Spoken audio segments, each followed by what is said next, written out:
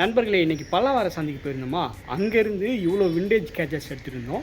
எல்லாமே வேறு லெவலில் இருந்துச்சு. இது எல்லாத்தையும் எவ்வளோ ப்ரைஸ்க்கு வாங்கணும், வேறு என்னென்ன பொருட்கள் அங்கே இருந்துச்சு அப்படிங்கிற முழு விவரத்தையும் இந்த வீடியோவில் பார்க்கலாம். வாங்க வீடியோக்குள்ள போவோம்.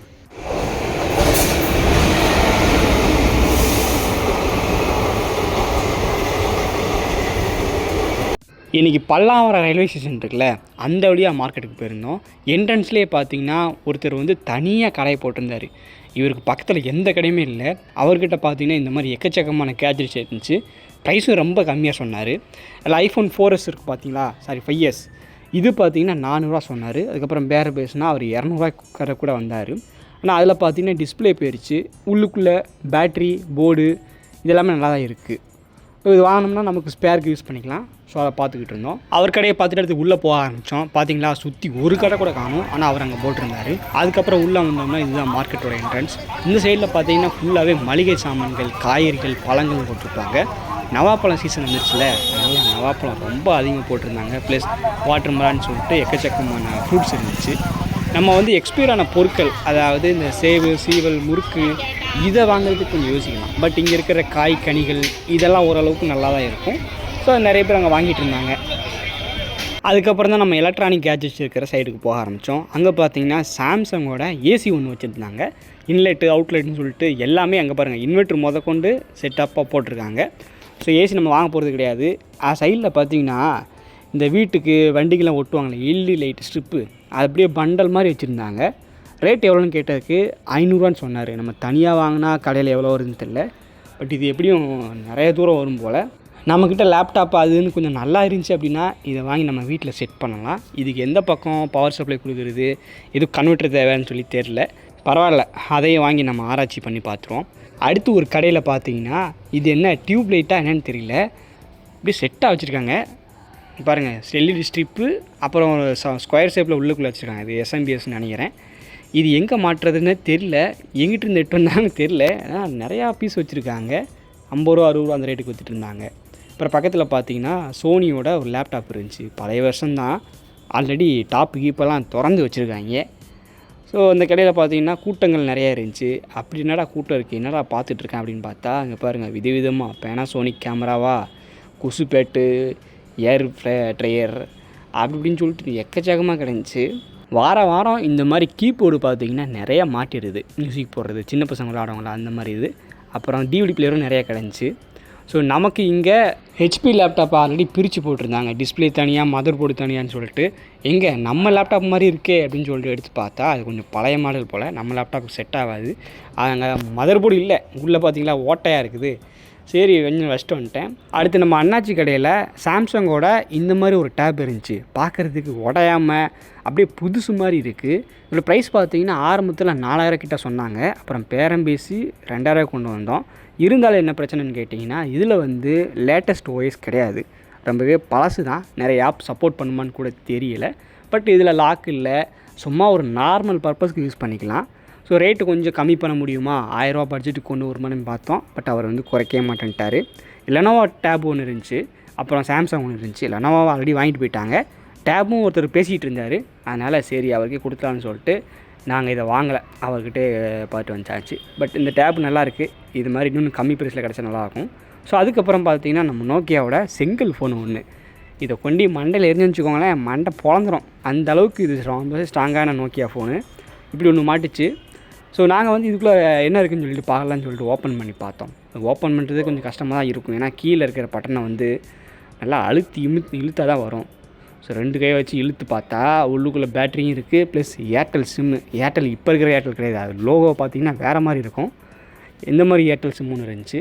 இதோட பேட்டரி பார்த்தீங்கன்னா கொஞ்சம் வித்தியாசமாக இருக்கும். நார்மல் நோக்கியா போட்டு இதை வந்து ஆன் பண்ண வைக்க ட்ரை பண்ண முடியாது.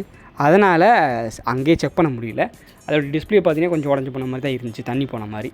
சரின்ட்டு அதை பார்த்துட்டு அடுத்த கடைக்கு வந்தோம். குட்டி பேட்டு ஒன்று இருந்துச்சு. இந்த கடையில் பார்த்தீங்கன்னா எக்கச்சக்கமான ஹோம் தேட்டரை குமிச்சு போட்டிருந்தாங்க. ஹோம் தேட்டரை பார்த்துட்டு பக்கத்துலேயே பார்த்தீங்கன்னா செல்ஃபோனையும் குமிச்சு போட்டிருந்தாங்க.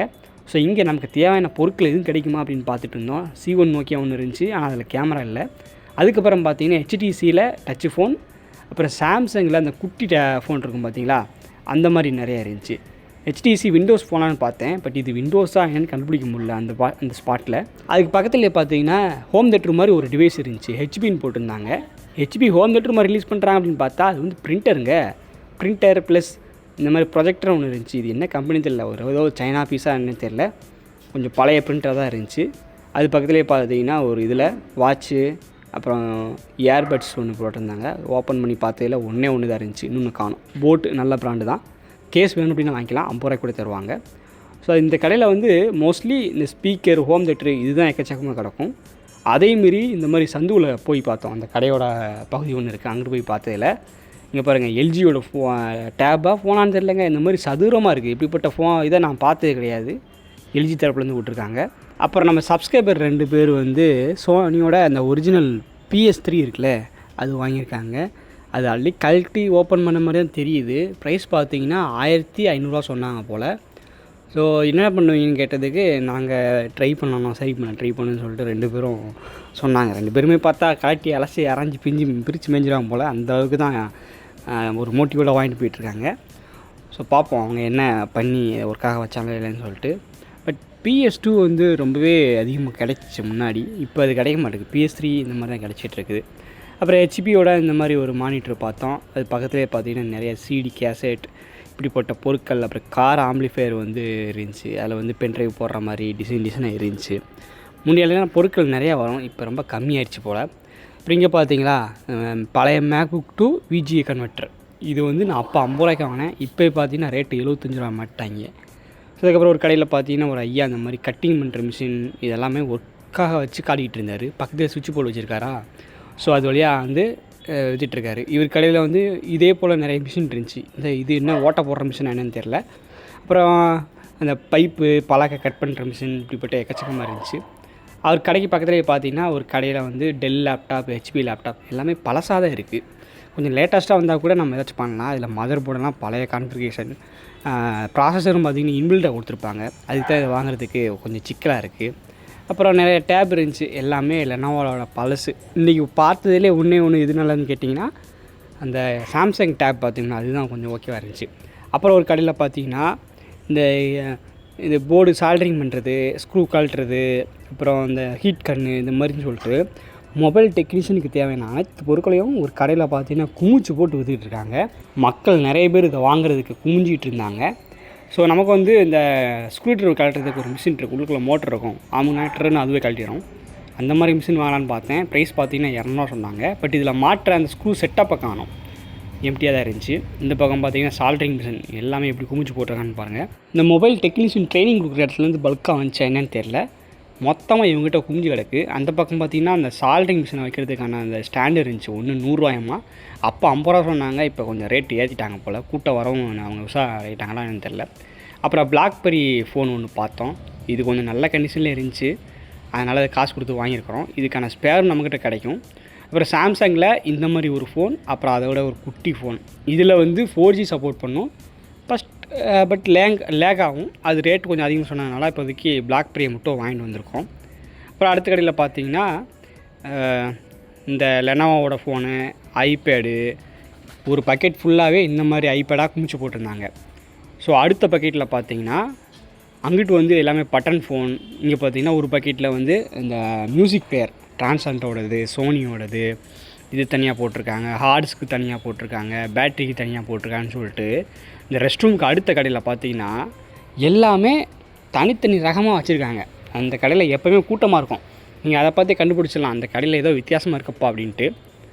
அந்தால எல்லாமே கிடைக்கும் அப்படின்னு வச்சுக்கலாம். ரேட்டு மட்டும் கொஞ்சம் மாட்ரேட்டாக இருக்கும், பேரம் பேசுனா கொஞ்சம் கம்மி பண்ணுவாங்க. ஸோ நான் பார்த்துட்டு இருந்தேன், இது வரைக்கும் மாட்டாத ஏதாச்சும் மியூசிக் பிளேயர் கிடைக்குதா அப்படின்னு சொல்லிட்டு. அந்த மாதிரி நமக்கு ட்ரான்ஸ்ஃபர் மட்டும் தான் கிடச்சிது.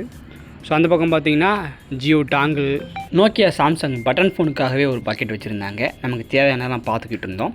அதுக்கப்புறம் பார்த்திங்கன்னா ஒரு 2 PC வச்சுருந்தாங்க. அப்புறம் சோனியோட லேப்டாப், அப்புறம் ஒரு மானிட்டர், இதெல்லாம் செட்டாக வச்சுருந்தாங்க. ப்ரைஸ் 2000 3000 தான் அவங்க சொல்கிறாங்க. போயிட்டு செக் பண்ணணும், இது ஒர்க் ஆகுமான்னு கேட்டதுக்கு தெரில அப்படின்னாங்க. எல்லாமே நம்ம வாங்குறது ரிஸ்க்கு தான். ஸோ இதில் ஃபஸ்ட்டு நோக்கியாவோட சீரிஸ் ஃபோன் வந்து நமக்கு தேவைப்பட்டுச்சு. ரொம்ப நாளுக்கு முன்னாடி நம்ம எடுத்தது, திரும்ப கிடைக்கவே இல்லை. அதனால் இன்றைக்கி வந்து மார்க்கெட்டில் இது மாட்டுச்சு. அப்புறம் நோக்கியாவும் ரிலையன்ஸும் சேர்ந்து தயாரித்த இந்த ஸ்லிம்மான ஃப்ளிப் மாடல் ஃபோன். டேமேஜ் எதுவும் இல்லை, உள்ளுக்குள்ளே ரிலையன்ஸ் மாதிரி இருக்குது. அப்புறம் பிளாக்பெரி ஃபோன் வாங்கியிருந்தோம். இது டேமேஜ் எதுவுமே இல்லை, ஆனால் தண்ணி போன மாதிரி உள்ளே இருக்குது. டிஸ்பிளேயும் பார்த்தீங்கன்னா கொஞ்சம் லைட்டாக உள்ளுக்குள்ளே டேமேஜ் ஆன மாதிரி தெரியுது. மற்றபடி பாடி கண்டிஷன், உள்ளுக்குள்ளே பேட்டரிலாம் இருக்கா, அதனால் ஏதாச்சும் ஸ்பேருக்கு தேவைப்படுவேன்னு சொல்லிட்டு வாங்கிட்டு வந்திருக்கோம்.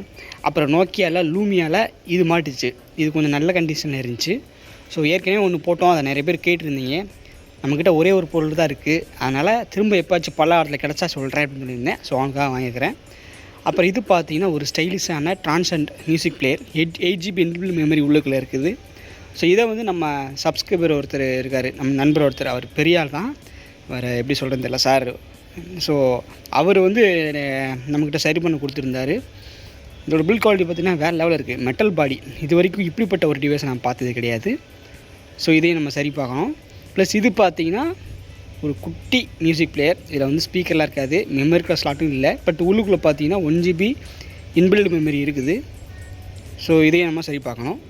ஸோ அடுத்து வரக்கூடிய வீடியோவில் இது ஒவ்வொன்றும் சரி பண்ணி நான் தனித்தனியாக வீடியோ போடுறேன். நம்ம சேனலில் வந்து ரீஸ்டோரேஷன் வீடியோ ரொம்பவே கம்மி பண்ணிட்டோம். ஸோ அதை வந்து திரும்ப நம்ம கொண்டு வந்து பழைய ஸ்டேஜுக்கு வரணும் தான் நான் முயற்சி பண்ணிகிட்டு இருக்கிறேன். ஸோ இன்னும் இதை தவிர்த்து பெரிய பெரிய டிவைஸ்லாம் இருக்குது, அதை நீங்கள் அடுத்தடுத்து பார்ப்பீங்க. தேங்க்ஸ் ஃபார் வாட்சிங்.